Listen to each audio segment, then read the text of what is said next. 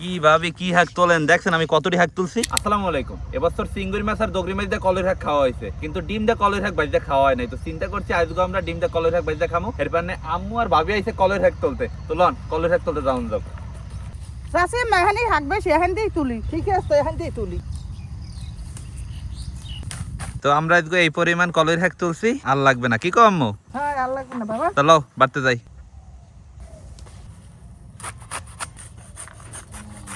কলের শাক পলা হয়ে গেছে, এখন এই কলের শাক আমরা ডিম দিয়ে ভাজবো। ডিম দিয়ে কলের শাক ভাজার পান্নে প্রথমে দিতে আসি সয়াবিন তেল, কুচাইনা পেঁয়াজ, কুচাইনা রসুন, কাঁচা মরিচ। এখন পেঁয়াজ মরিচ আর রসুন হালকা ভাজতে হইবে। পেঁয়াজ মরিচ আর রসুন হালকা ভাজা হয়েছে, এখন ডিম দিয়ে দিব।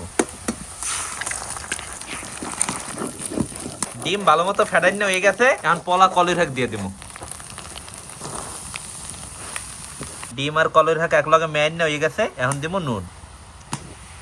কলের শাকও হালকা ভাজা হয়ে গেছে, এখন দিব টালা মরিচের গুঁড়ি, কুচাইনা ধনিয়া পাতা। এখন সবকিছু আবার একলগে মেয়াইতে হইবে।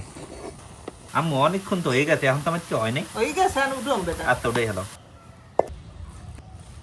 ডিম দিয়ে কলের শাক ভাজা, ঘিরানে থেকে আজকে খাওয়ানটা জম্মের মজা হইবে। তোরল ভাইয়া ডিম দিয়ে কলের শাক ভাজা ল, খাওয়া শুরু করি। শুরু কর। বিসমিল্লাহ।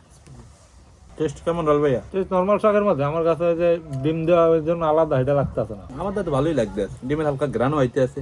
তাজা কলের শাক এই ডিম দিয়ে ভাজছে, এত ভালোই মজা।